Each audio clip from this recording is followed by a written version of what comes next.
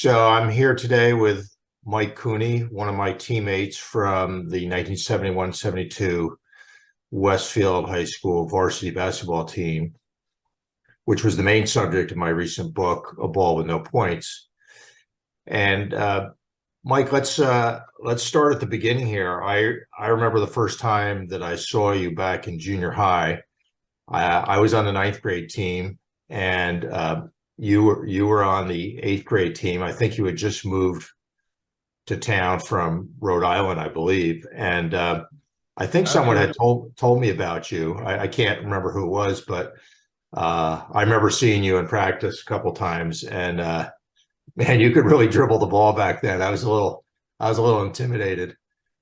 You seemed to be ahead of the rest of us on that front. But what was it like moving to town from Rhode Island or wherever it was, and the whole junior high thing?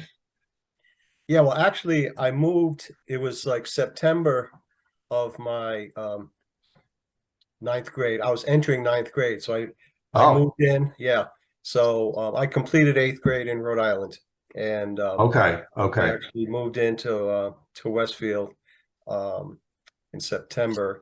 Late August. So it was quite a change coming from a small town in Rhode Island to this big, beautiful town in Westfield, New Jersey. You know, looking at the houses and the school. I was in a Catholic school. We stayed in the same class the entire day. And then you go to Roosevelt Junior High School, and you've got your homeroom, and you're going to all the different classes and the gym and the sports programs. It was like really amazing change. And so it was a real positive experience for me. Very, Yeah. very excited to move Yeah, there. so I guess I obviously must have been in 10th grade, and we I guess Yeah. came back to see a practice or something. I don't remember the exact occasion, but I do remember you were Roosevelt at the time. So what was how did you like the coaches there? I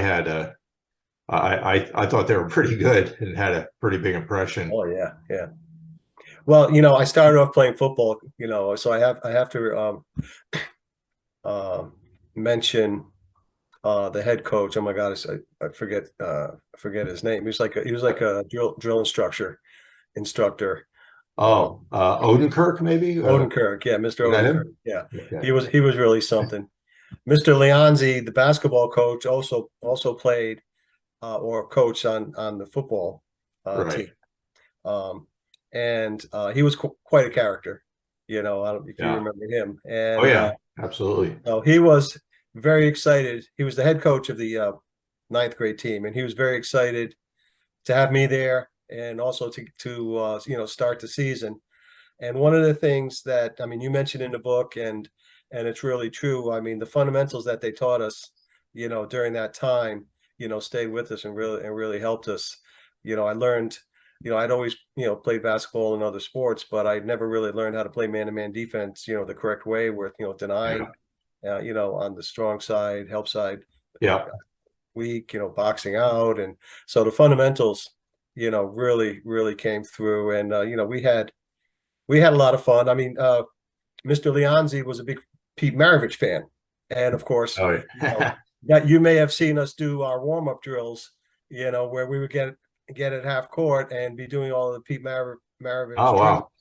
And Yeah, I don't remember that, but so I was there, a year earlier than you. So in that one year, Maravich obviously made a bigger impression on the college scene. So I guess he had an extra year to observe him and and maybe incorporate it into your practices.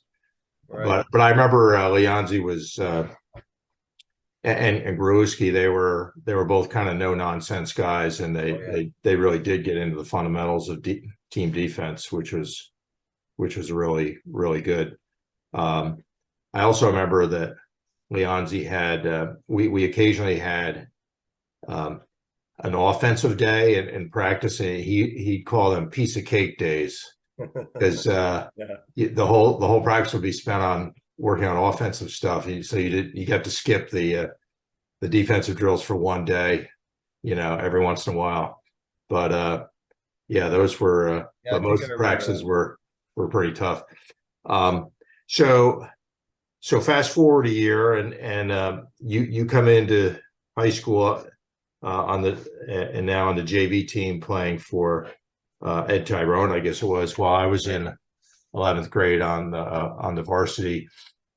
And so I got to observe you guys a bit playing in the JV games and see more of you, and then see basically Goski and Novacek for the first time, really. And you guys had an outstanding year, 18-4, I believe, kind of pretty much dominating everyone except for Scotch Plains, who had Right. had your number and had our number up through that point.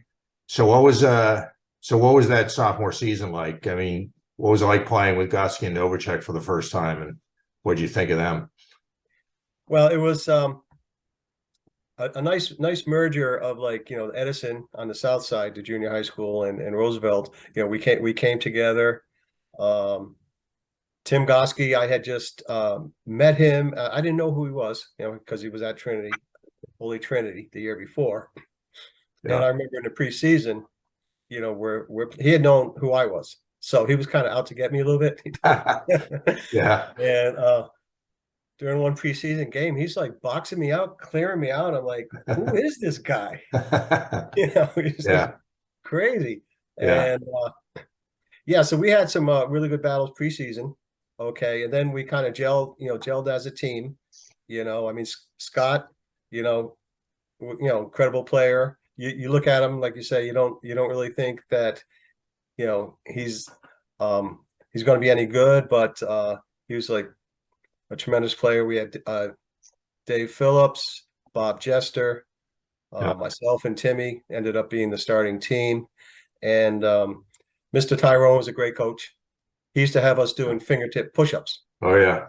Yeah, I Oh think we yeah. all I have remember. arthritis now.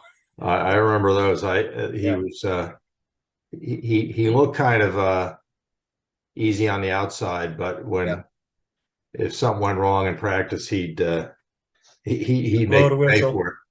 I remember Everybody being, down. what's that?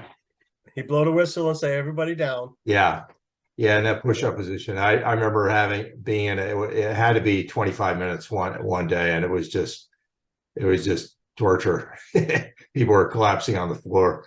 But I can't remember what we did to provoke that, but yeah, he could straighten us out. But so anyway, all right. So you guys pretty much dominated that year, and now, whereas the varsity had just a so-so season my junior year, and then fast forward to the next preseason, you're now a junior, along with Goski, Novacek, and everybody else, and there's four returning seniors, myself, Tom Pfeiffer, and Larry Simmons and Steve Lee. So what were your expectations like in the preseason? I mean, that was, kind of the first time where we were coming together, although, Pfeiffer and Simmons were playing football, so you really didn't get to see much of them until until football season ended, and our season had preseason had already begun. But what were you uh I remember we were playing pickup games together, but what were your expectations in the preseason? Well, I was very excited and looking forward to it. And obviously, you want to number one make the team. I wasn't worried about that. You wanted to either start or get a lot of playing time, and Yeah. you want to be on a good team that's going to win a lot of games. So we thought, going in that you know we were going to have a good team. How good we're going to be, like, who knows? I mean, Mhm. nobody was talking about, okay, we're going to win a state champion or we're going to be in contention. That wasn't even a Yeah. thought in our mind. So we Right. had the we had the preseason practices, which were pretty competitive, and we had a new coach, Mr. Horn, he used to watch, and we all hung out together, which was a Yeah. lot of fun too. We got to know each other pretty well. So yeah, there was a Yeah. lot of excitement, and I mean, me personally, I was just hoping to, I was hoping to start, and I was hoping Yeah. to get as much playing time, as possible. Yeah. Yeah. I remember some of those preseason kind of pickup games. There was one week where Scotch Plains brought their team over to our gym, and then a few days later, we went over to their gym. I can't remember what order it was in, but Right, I forgot about Schnitzer that. and Eddie Miller and Warner and those guys were all there. So that was again to me they were the team we had to beat that year Right. to go anywhere. So So that was just a organized scrimmage, right? Not yeah, even. yeah, the coach wasn't involved. Yeah. He wasn't allowed to be involved, but Right. our I gym was remember that kind of now. open and um, you know, yeah, I can't even remember exactly who played for us. I mean, it was, all the guys None on of the most football of the guys guys. on the Yeah. team, and obviously not the football guys, but Right. um, and there may have been others like, CJ was probably there and some other guys who didn't end up playing varsity, but because it was an open gym. But those were I remember that was part of the preseason. And we even played over at Edison, I remember a few times because we got in an open gym there somehow. And yeah, that was definitely kind of the tune up for the opening day. So so finally, the season does get underway and the football guys finally join us after Thanksgiving. And it's not very long before the first game is upon us. What did I mean? The season kind of went through phases, but what did what did anything surprise you about the first several games?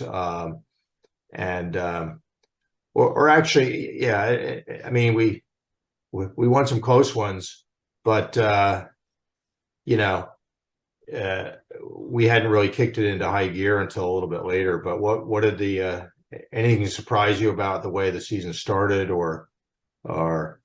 or Well, I know the first game was just a terrible game. You know, was it Berkeley Heights? Was it? yeah, Yeah. yeah, real And low scoring. low scoring, ugly game. We all played Yeah. terrible. We're all nervous. Tim, And yeah, Tim had one point and fouled out. Yeah, that was had to be one of his worst games ever, I'm sure. so that was not good. But you know, going forward, we started to gel, started to play well together, and I don't know, you kind of know the schedule better than I, but leading up to the Scotch Plains game, we just who did we play second? Do you recall? South Plainfield, but that was Yeah, should have been an easy one. I think was close at halftime, and then we blew them out. I think we slowly got our confidence, and started playing a little bit better together. Realized, wow, we may be a little bit better than we thought. I think going into like the Scotch Plains game, I think we had some confidence, and the things that we were being taught started to work, like say like the some of the offenses we were running. Our defense was always good, our rebounding was always good. Um, I got a chance to start one game, and so that got me excited. But Yeah, Timmy deserved to be in there, um, and ultimately he was. But yeah, yeah. Well, I remember we had some weak spots in every one of those first few games. yeah, We played pretty good, but had some bad spots, which kept the games close. And I think Horn was starting to get pissed about that. yeah. And And initially, I got a good amount of playing time yeah, because I would go in, to spell the guards, either yourself or Tim, and also I got some work.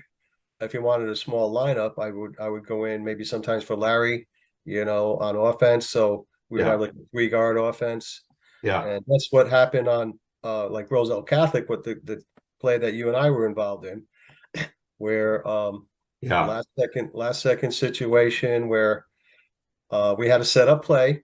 that we had run and practiced, and I was to bring the ball down. We got the ball out of half court. Yep. Timmy threw it to me, and he ran down and got behind the double pick. I was supposed to come in the middle, throw it to you, popping out, and you would get it to Timmy, and he would Yeah. get the layup off the double pick, which we had done many times. And Yeah. I was late in getting you the ball. I was watching Leo Nolan, maybe a little nervous. I think Mr. Horn was yelling, "Hurry up, hurry up!" But we got the ball to you, and there was no time left, and you shot it, and it went in. So, you saved me. Yeah. Well, yeah, that was well, yeah, I mean, we had huge foul trouble that game. So I remember Right. you played a lot even before the end there, and had 9 or 10 points. I remember having a big 3-point play down the stretch when the game was nip and tuck. And actually, I was surprised when I was watching game film reviewing the season, and that third game against Scotch Plains.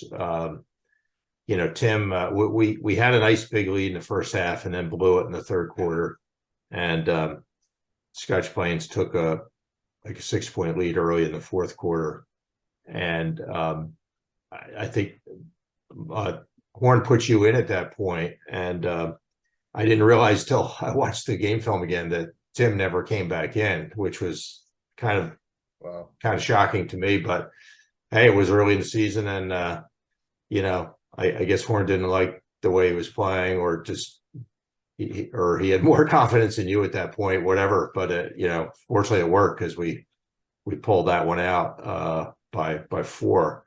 So yeah. So speaking of Horn, so I certainly remember a lot of things that we worked on in practice, and things that Horn did in particular that maybe were a little different than a lot of coaches. So what do you remember either about, specific things Horn had us working on or focused on, or things we did in practice that kind of stick in your mind? I know there was several things that I remember, that some of which I mentioned in the book, but I'm sure you probably remember some different things or different incidents. But so what sticks out in your mind about Horn or the practices we had? Well, the power move that he taught us. Remember the power move, which was like you drive into the basket, it's a 2-foot take up, layup. So you're going up strong instead of off of 1 foot, you're going off of 2 feet. And I had never seen that before. And we used it quite a bit. And so you could take the contact. And so he was big on going strong to the basket. Yeah. Being a big man himself, Yeah. that was key. We used to practice, the up and under moves, and so forth.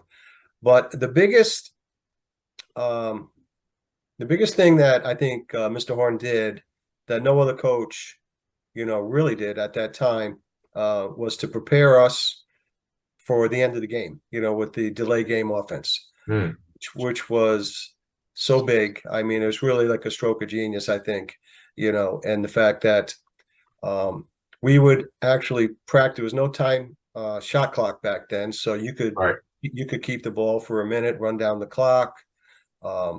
So we would actually practice that, in practice. Yeah. We would put 2 minutes up on the clock. We would run the offense. We would set up the double screen, call red, the extra pass. We'd have a double screen coming around, and we would score a layup. So we could actually control the games, that were close, run time off the clock, and get a high percentage shot.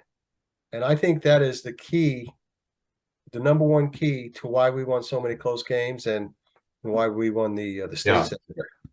Yeah, it was that offense was it was like a motion offense where every position was kind of interchangeable and would take the place of other positions as you ran through it.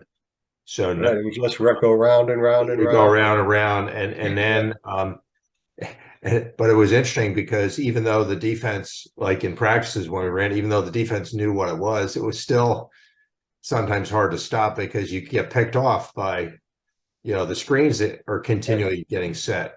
But then of course the other thing was we had I just remember a couple plays that we ran off it, like red 100, I think it was, Right. maybe blue something. Yeah. But like you said, it was the same offense, and then you'd end with the double screen to get that extra screen to free up the guy coming across the lane. And yeah, that was that really was tremendous. Think about, like, I was thinking about recently, the confidence that we had knowing that, okay, we're going to run the offense. We know it works. We practice it in practice.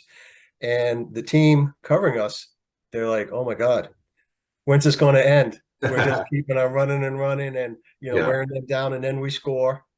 And then they come down, take a quick shot, and then we're back running it again. Yeah.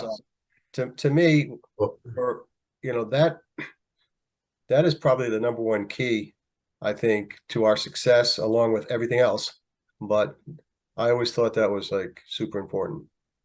Yeah. What was but you had to be disciplined enough to run it and run it correctly, right? And so I think that's why you had us doing it so much, so that because execution matters, right? If you don't run it the right way, it's not going to help you during the game. And we would run it also, like, let's say he wanted to calm us down and just like take high percentage shots, and he would say, oh, let's run it. Yeah. And we could, if we had an open shot, we could take it, so yeah, I remember it. I believe he had us running it in the later stages of the Hackensack game in the semifinals, when it was a tight game, and right. I guess he probably wasn't happy with our shot selection, so this is the best way to make sure we get a good shot. So yeah, I think we ran that down the stretch, and it we came from 4 down in the last quarter there, and kind of ended up winning by 5. So that was a big part of that. I think the other thing, I mean, that you've mentioned and talked about a lot is like the preparation, so we would know, viewing film of like our competitors, that the offenses that they're going to be running, the matchups, even at halftime, he would make some good adjustments at halftime. We would go into a classroom, and put everything up on the board. Whoops, I lost my video here. Let me log back in. All right, I still got you. Yeah. Oh, okay. So yeah, those are some of the things that I thought were really key, unique, that he did, that, I mean, a lot of other coaches didn't. And you watch a basketball game now, and when it's close at the end, what do the teams do? Do they have a plan, or they just like give it to the best player and clear out? So yeah, I agree. I mean, another thing I remember working on a lot was the end of game situations where there's only a few seconds left on the clock, and maybe we're taking it out at half court, right? And what play do you run with 4 seconds to go, or 2 seconds, or 10 seconds? So we did that quite a bit, and you might be taking out a half court, you might be taking out underneath the basket. So such stuff like that was. I just remember working on lots of situations like that in practice, and he'd mix them up. So there were, because there's all sorts of situations you might run into. So he just didn't have us working on one. He mixed it up quite a bit. Even like zone defenses, we didn't play that much, but he would have us work on 1-3-1 zone or a 2-3, and right, just so we could throw it in once in a while, maybe to throw the other team off. Jump ball situations back then. Oh yeah. if there's a tie up, a jump Yeah. ball, you actually had to jump, and we had an offensive jump or defensive jump. So Yeah. if I think I could win it, I would say offensive. We would have a play off of it, Yeah. or if I thought I would, get out jumped, we would be in a defensive type Yeah. situation. Oh yeah. Yeah, you're right. I had forgotten that, but now that you mention it, absolutely.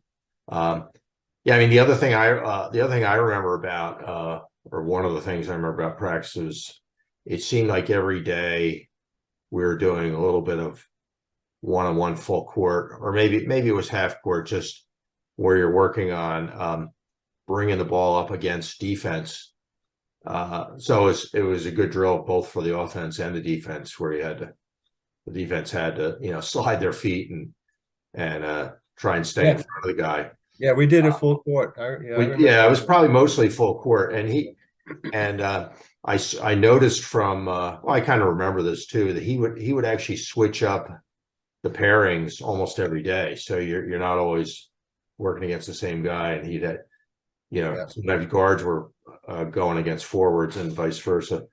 But that was yeah, and then you do it with your hands behind your back initially, so it forced you to just move your feet, and then you could use your hands after that. But sliding your feet on defense without using your hands, that was a little tougher.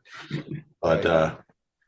yeah. So As the season went on and we kind of settled into our roles, you yeah. know, um, and I was happy with mine because, I didn't really expect to start, but I did get playing time, and the we just kind of started rolling along. Things started to click, and it's like Yeah. we didn't know what to expect. We would just take week by week, game by game, and then all of a sudden, I never watched the ratings or the rankings. First we're in the top 20, right? Then we're in the top 10. Yeah. Then we're number 2 or number 3. Well, yeah. Yeah. I mean, it all kind of it came on pretty fast, especially, we beat Colonia in overtime, and then 3 days later we go into Jefferson and beat them in a tight one. And then 3 days later we blow out Cranford in our gym, Yeah. 40-point blowout. We're riding So high. so we were like on a big adrenaline high or something Yeah. at that point. And then even the next game, we go to Scotch Plains and blow them out in their gym. It was like, we were definitely clicking on all cylinders at that All right. point. It was For sure. so that's when I think the confidence definitely took us to another level. And you know so 15-0 was great. Then we had the finally Cranford got some revenge at their place. But Right. um what and obviously the rest of the season, we had a couple of missteps, but had the big run at the end of the year, which was kind of made the season. um you know looking back on it now, what I mean, uh, did it take some time for it to sink in, like what we had achieved? I know you had the next year, obviously you came Yeah. back and you're on another great team, winning, only losing 2 games again and coming very close to winning the whole thing. So I only had 1 year of a great memorable season, but you had 2 in a row. So what was it like, just thinking back on it? Did you appreciate what we had done initially, or did it take time to set in? Yeah, I appreciate what we had done. I mean, obviously, when we looked at the last game, we all were a little bit disappointed in that. We did, Triton was a great team, and I think maybe we underestimated them, but we really didn't play as well as we could, that's for sure. Yeah. But luckily, we won it. But when you look back at the season, and I didn't reflect on it too much. But I mean, I'm thinking getting ready for the next year. And of course, we're thinking, okay, let's repeat. That was our main goal, Yeah. the following year. We would never think about, you know, winning a state champion, like I said previously. But Right. when I look back now and I look at some of the statistics and some of the things you point out in the book, I mean, like our defense and our rebounding, I didn't realize it was that good. Yeah. How we would like our rebound every team, and the Yeah. big three, like Scott, Novacek, Larry Simmons, and Tom Pfeiffer. They don't get enough credit that they really deserve, because they're going up against like the top, forwards and centers in the state, and really either beating them or holding their own or shutting them down. And it's kind of Yeah. I have a whole new respect for like the work that those guys did. And you and Tim, going up against like the top guards in the state, getting the job done. Well, yeah, I mean, yeah, the defense and rebounding, I think were definitely key. Yeah, And I think it was just, 4 games where we got out rebounded. So, 23 out of 27 is pretty good.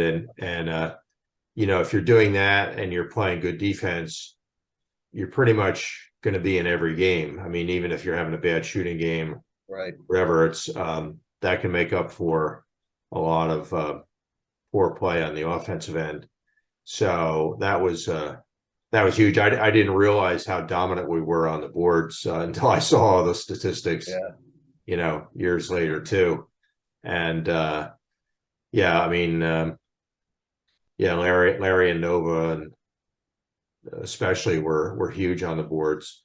Of course, Larry didn't he didn't even like to shoot much, so he focused on defense and rebounding, which was was probably good for the team. We were lucky to have him. Um, and and Tom, of course, he was, Yeah, especially at the beginning, when everybody was like nervous and not playing well. He had big games, yeah, right from the start. yeah. He Um, had several big yeah, games. He was kind of like the glue, I think, that held us together. yeah, And uh, I remember he was always the best player in our class, coming up through junior high and everything. And you know, I remember when we got to senior year, and there was a lot of hype around, Goski and Novacek, but his kind of attitude it was like a show me attitude. He'll right. he'll uh, he'll give them the credit once they earn it. But no, I think he was a big reason why we had good balance. And well, him and Larry and provided the help provide Yeah, that good balance. Tom And made a lot of clutch shots in close games when we needed it, when we needed a basket. I mean, Scott, his his rebounding and like you yeah, described, tipping the ball to himself and grabbing it yeah, and shooting it up. yeah, it Uh, really was uncanny. I mean, I yeah, remember the first time I saw him, he looked kind of awkward, but you know, he would crash the boards and his hands would always be up in the air. So he had an uncanny knack for going after the ball, and he would usually go up with 2 hands, which is unusual. Most guys just right. jump up with the one hand, but he would go up with two, and he had those big broad shoulders that probably cleared some space out. So he was great at using his body to help clear out space and get a lot of those rebounds. And you know it paid off in the biggest way in the state final. I mean, not just there. I mean, against Cranford, he had the big rebound and putback as well in the state. So he just yeah, he came through in a big way several times. Um, Yeah, like you mentioned in your book, a lot of things came together, to become a special season. A little bit of luck, great chemistry, great coaching, great Yeah. players.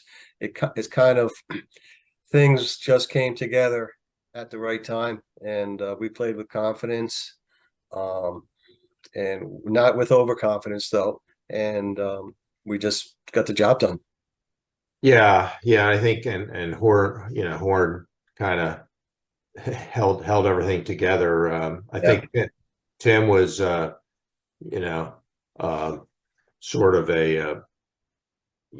obviously pretty cocky and confident, and you know, was like a thoroughbred racehorse who who just wanted to go. But Horn had to harness him and make him play, non-playground basketball. I think that was the big challenge for Horn, and he was pretty good at it. I mean, he benched him early in the season, more than once. So, Right. Horn was determined to make sure Tim played the way he wanted him to, and I think Tim got the message pretty fast. Uh, what actually I didn't mention uh, Gumbert at all, but I know you All and right. we spent a lot of time at Gumbert, both before that season and some of the summers even after that season. Of course, Tim was down Oh, there a lot. yeah. DJ was down there a lot. What do you remember most about Gumbert, and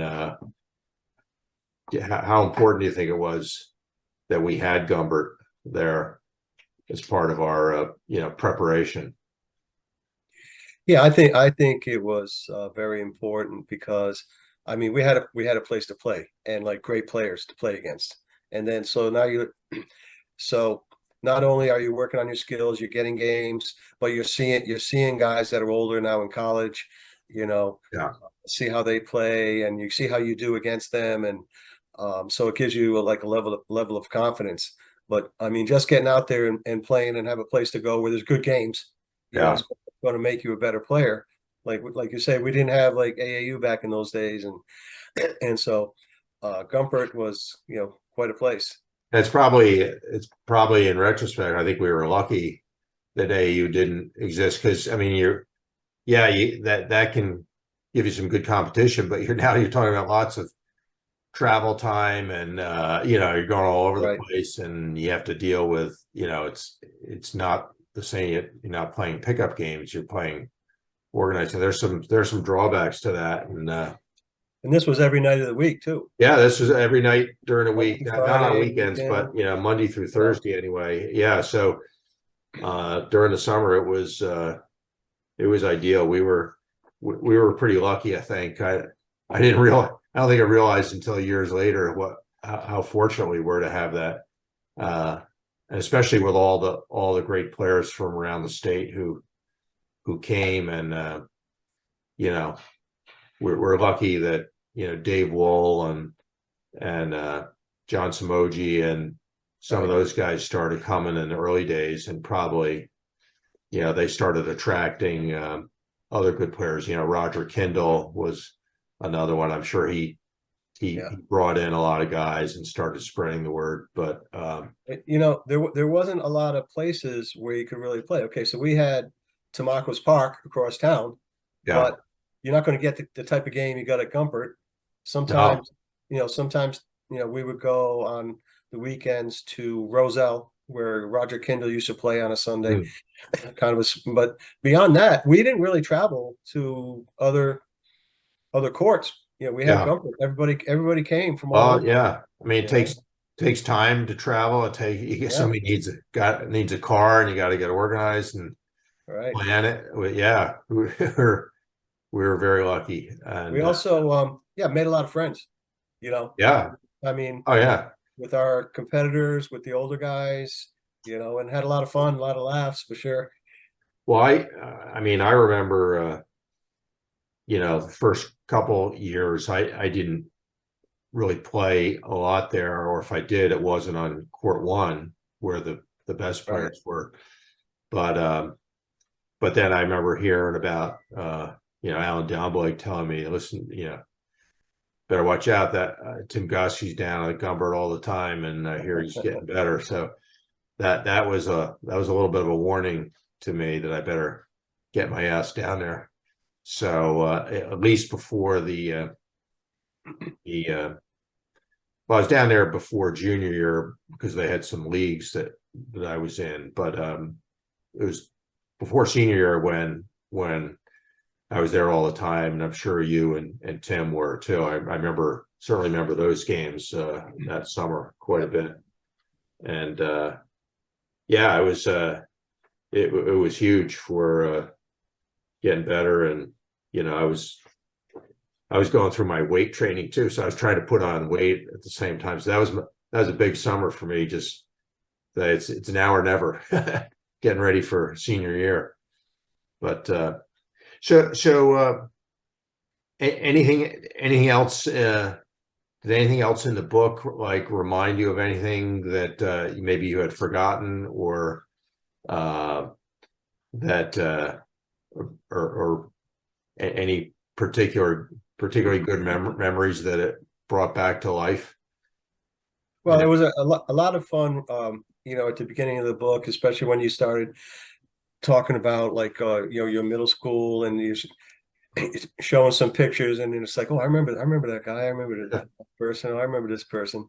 Yeah. And then when you got into the season, you really described in great detail, each game, what was going on, or the anticipation of like the next opponent. And so that brought back a lot of strong memories of like, oh yeah, I remember how we felt at that point, Yeah. Right. and what was going on. It's kind of because it's, 50 years ago, these details, you forget. But yeah, I Yeah. enjoyed, it's almost like I was reading and I didn't want to put the book down because, oh, I got to read about the Scotch Plains game, Yeah. And Yeah. so that was a lot of fun. A lot of people say the book's a trip down memory lane, and for a lot of the Westfield people, they I think they all agree about that. And for me as well, brought back a lot of memories. Yeah, and I mean, I just for whatever reason, probably just because of all the success we had that season, certain other events just stuck in my mind because I knew, this happened right before this game, or this happened right after this other game, and I got hurt in gym class right after the big Jefferson game, and then stuff like that. I mean, I was never going to forget just because they were linked to some of the big moments in the season. And then of course there was the having too much to drink after the Scotch Plains game, really paying a heavy price for it. Those kinds of things you don't Right. forget. But yeah, I figured, hey, if I'm gonna write the book, you got to include the good with the bad, and yeah, try and bring it back to life as much as I could. So it was quite a trip down memory lane. Yeah, it was. Mostly good memories, but One okay. of the good things, just to wrap things up, Yeah. the so in the year 2000, when we got it all inducted into Yeah. the Westfield High School Athletic Hall of Fame, I think that was really really great because we had all gone our separate ways, living lives, raising kids and all of this, and it kind of brought us back together, and we've been in contact since. So Yeah. this part of our life, the past like 22 years, um, has been really great. The fact that we've been able to get back together. We've had a couple reunions, smaller get-togethers. So that's been a really really nice positive effect, coming from that award that they gave us. Yeah. Yeah. That was a really great award. And yeah, they didn't even have a Hall of Fame, when this all started, but Mm. 94 where they created it. And then, we ended up being the fourth team to go in, which was, a nice honor. Yeah. Because it was just every other year they would have an induction. So we were the fourth team to go in. And and still, still the only basketball team to go in, which is a nice honor. But yeah, so that you're right. That was first time we came together in, some 18 years. We had that one brief reunion at the 10-year point. So that was like 28 years later. So that was huge. And then then there was another long period of time where we all get back to work, we go our separate ways, and very little contact for a number of years. And then unfortunately, you hear about things like Tom Pfeiffer getting cancer and having to battle that, and then Tim having the kind of the tragic death of his boys and from the war, and other thing, everybody had some struggles, losing jobs, going through divorces. I mean, it's just it's part of what life throws at everybody. And so we were able to have that,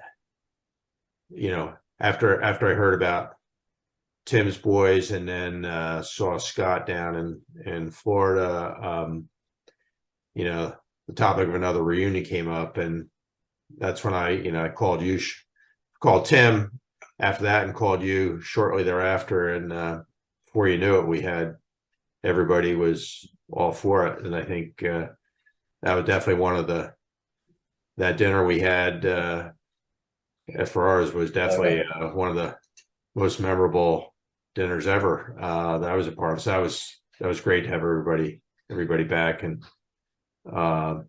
I think we all appreciated it more at that point, with another, kind of 18 years or so having gone by, like you said.